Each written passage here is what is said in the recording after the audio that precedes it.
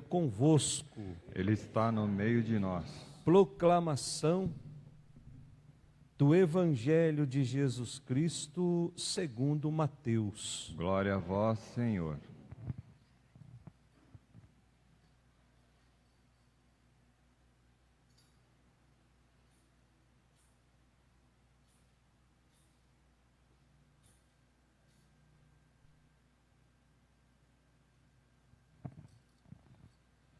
Naquele tempo, Jesus contou esta parábola a seus discípulos. Um homem ia viajar para o estrangeiro. Chamou seus empregados e lhes entregou seus bens. A um deu 5 talentos, a outro deu 2 e ao terceiro 1. A cada qual de acordo com a sua capacidade. Em seguida viajou. O empregado que havia recebido 5 talentos, saiu logo, trabalhou com eles e lucrou outros 5. Do mesmo modo, o que havia recebido 2, lucrou outros 2. Mas aquele que havia recebido 1 só, saiu, cavou um buraco na terra e escondeu o dinheiro do seu patrão. Depois de muito tempo, o patrão voltou e foi acertar contas com os empregados. O empregado que havia recebido 5 talentos, entregou-lhe mais 5, dizendo: Senhor, tu me entregaste 5 talentos, aqui estão mais 5 que lucrei. O patrão lhe disse: muito bem, servo bom e fiel. Como foste fiel na administração de tão pouco, eu te confiarei muito mais. Vem participar da minha alegria. Chegou também o que havia recebido 2 talentos e disse: Senhor, tu me entregaste 2 talentos. Aqui estão mais 2 que lucrei. O patrão lhe disse: muito bem, servo bom e fiel. Como foste fiel na administração de tão pouco, eu te confiarei muito mais. Vem participar da minha alegria. Por fim, chegou aquele que havia recebido 1 talento e disse: Senhor, sei que és um homem severo, pois colhes onde não plantaste e ceifas onde não semeaste. Por isso fiquei com medo e escondi o teu talento no chão. Aqui tens o que te pertence.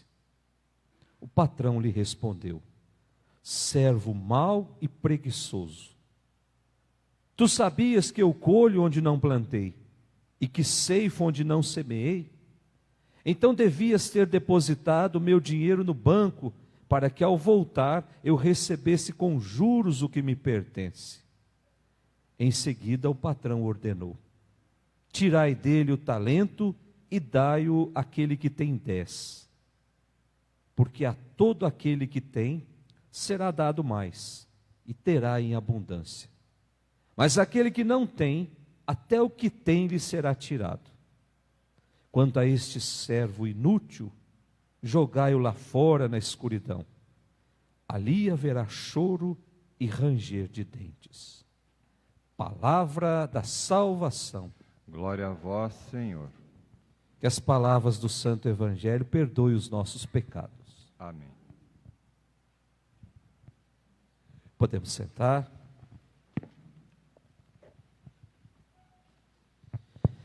Caríssimos irmãos, caríssimos amigos que nos acompanham pelas redes sociais, nesse domingo de número 33, nós já estamos chegando na nossa reta final da nossa caminhada de tempo comum. Próximo domingo já não será mais o tempo comum. Próximo domingo vamos celebrar a festa de Cristo Rei. Então fica muito claro que a igreja, ela não segue o calendário civil. O calendário civil nos aponta como primeiro dia, o dia 1º de janeiro. A igreja celebra o seu primeiro dia no primeiro domingo do Advento. Portanto, nós vivemos um tempo próprio. E nós cristãos católicos vivemos esse tempo fora do tempo. Ou seja, nós vivemos o tempo da graça, não o tempo do Cronos. O tempo do Cronos, nós vamos medir no relógio quantas horas falta para terminar o ano. O tempo da graça é o Kairós, é a graça que Deus derrama sobre todos nós. Portanto, a nossa vida de cristãos católicos não é um suceder de horas ou um suceder de dias, mas é uma vivência na fé, uma fé madura, uma fé verdadeira, uma fé autêntica. Nesse último domingo do tempo comum, nós devemos pensar assim: como é que eu aproveitei as graças derramadas por Deus na minha vida ao longo de todos esses dias de tempo comum, de todos esses domingos do tempo comum? Portanto, a liturgia desse domingo nos adverte quanto à nossa responsabilidade de sermos testemunhas comprometidas com o reino de Deus. Testemunhas comprometidas com Jesus. Senão não faz sentido. E aí nós vamos entender bem a partir da reflexão. Primeira leitura, tirada de onde? Lá do livro dos Provérbios, o capítulo 31. Provérbios são ditos, são sentenças, resultado de uma reflexão muito sábia, que tem como objetivo definir uma espécie de ordem das coisas, uma espécie de ordenamento da sociedade, em que as pessoas possam viver tranquilas, sem nenhum sobressalto, e assim possa dar a sua contribuição à comunidade. Acredita-se que esse livro dos Provérbios tenha sido escrito 1000 anos antes de Cristo, portanto escrito lá na época do rei Salomão. E o trecho que nós lemos hoje fala de uma mulher virtuosa, uma mulher que sabe administrar bem a sua casa, uma mulher que não deixa que nada falte. O texto diz que ao perceber isso, o seu marido descansa e nela confia. Versículo 11 da nossa primeira leitura. E o texto continua dizendo que essa mulher virtuosa, ela trabalha a lã para que a família tenha agasalho suficiente nas noites frias. Essa mulher virtuosa se encarrega dos trabalhos domésticos. É uma mulher de coração generoso, ela partilha do fruto do seu trabalho com o pobre. Versículo 20. Portanto, mostra o retrato de uma mulher cheia de virtudes. Mas existe a palavra-chave dessa primeira leitura, que está lá no finalzinho, que ela não vai com as convenções do mundo. Para ela, a beleza não é o essencial. O essencial é agradar a Deus. Olha que coisa bonita. Ela não se preocupa com a aparência, mas se preocupa primeiro em respeitar os mandamentos. Portanto, está aqui o modelo ideal de uma mulher de Deus. Qual é o modelo de mulher que o mundo nos apresenta, gente? Basta folhear os jornais, as revistas, ou até mesmo os meios de comunicação, a internet, que nós vamos perceber o modelo de mulher ideal que o mundo quer que nós assumamos. Uma mulher totalmente plastificada. A mulher de silicone.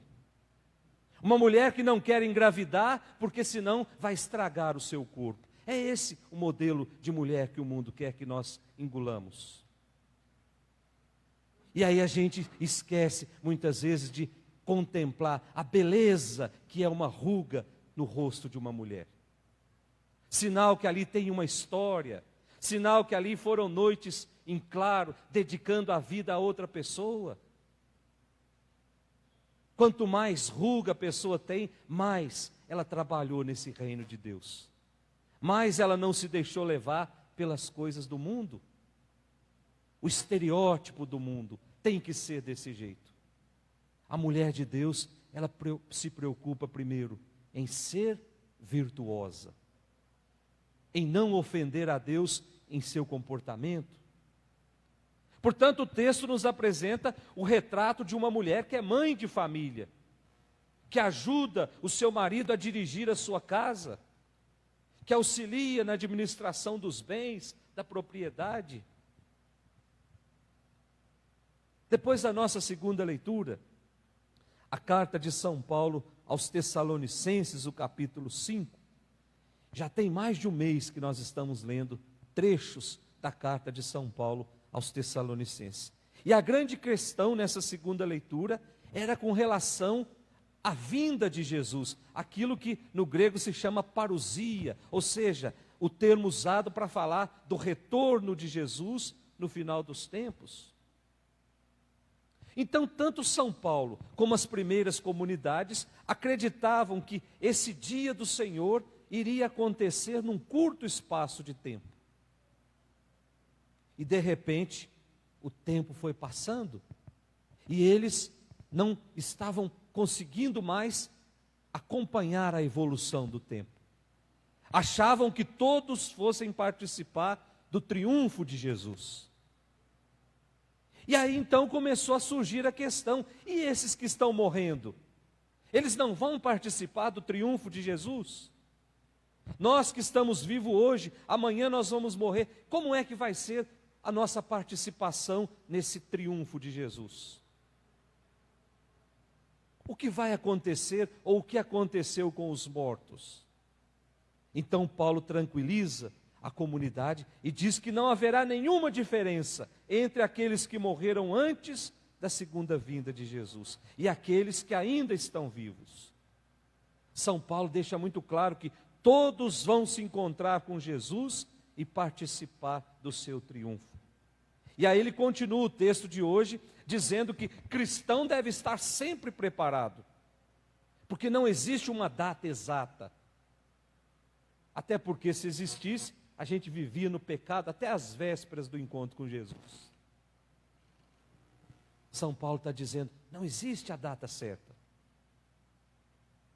Não existe. Aí ele usa algo sugestivo para dizer que Deus vai nos surpreender como um ladrão, versículo 2, que chega de noite, como as dores do parto que aparece de repente. Por isso, cristão verdadeiro precisa estar sempre preparados. E ele diz, vocês precisam estar preparados porque vocês não pertencem mais às trevas.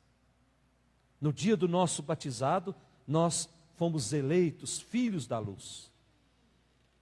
Portanto, nós não pertencemos mais às trevas, mas nós precisamos assumir os compromissos do batismo. Ser filho da luz, viver a beleza de sermos filhos amados de Deus. E nessa certeza, alimentar a nossa esperança de um mundo melhor, de um mundo que é capaz de sair das trevas do erro e voltar para o caminho da luz, de sair das trevas da mentira e encontrar o caminho da verdade, de sair das trevas da corrupção e encontrar um caminho certo.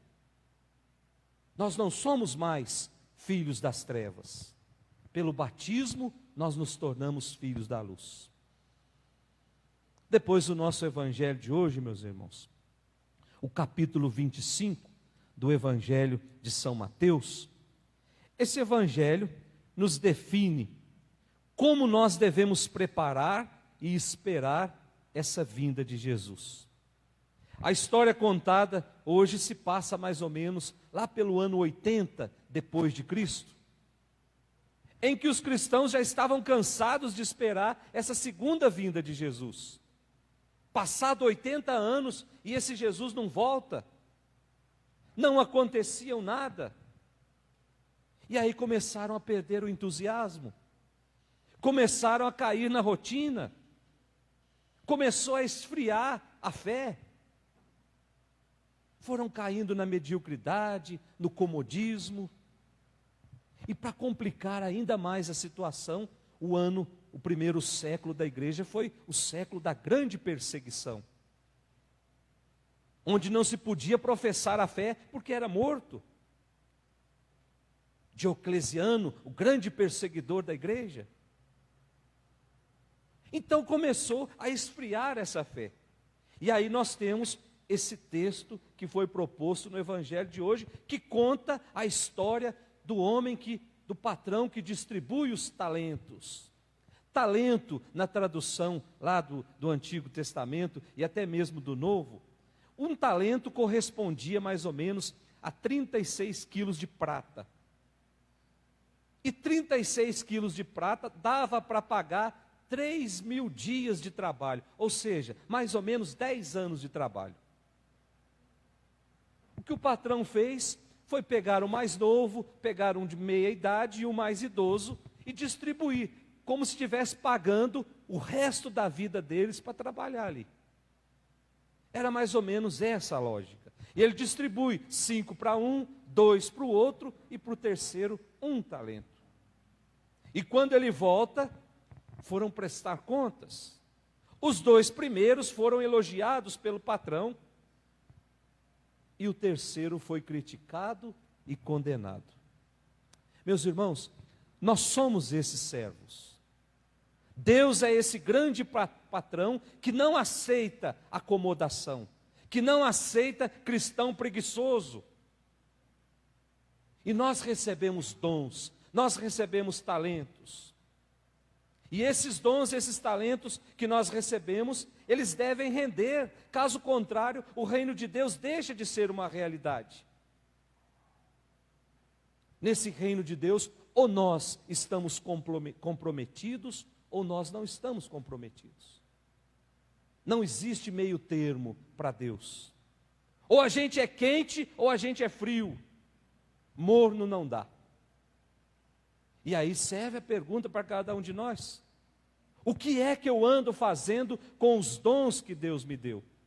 Para ser mais preciso, quais são esses dons e esses bens que nós temos? Primeiro, a palavra de Deus, os valores do Evangelho, a doutrina católica, o amor ao próximo, que se faz serviço, que se faz partilha.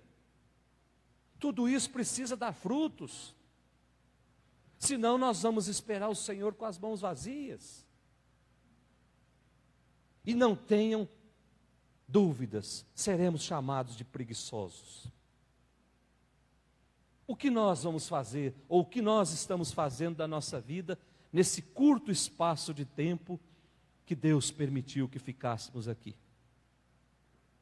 Daqui a pouco, esse Senhor volta. O que eu vou entregar para Ele? Quais são os dons que eu não fiz render? Quais são os dons que eu fiz render na minha vida? Peçamos essa graça nessa Eucaristia, que tenhamos a coragem de fazer, multiplicar os dons que Deus confiou a cada um de nós. E que o Espírito Santo, essa luz que vem do alto, nos explique todas essas palavras. Em nome do Pai, do Filho e do Espírito Santo.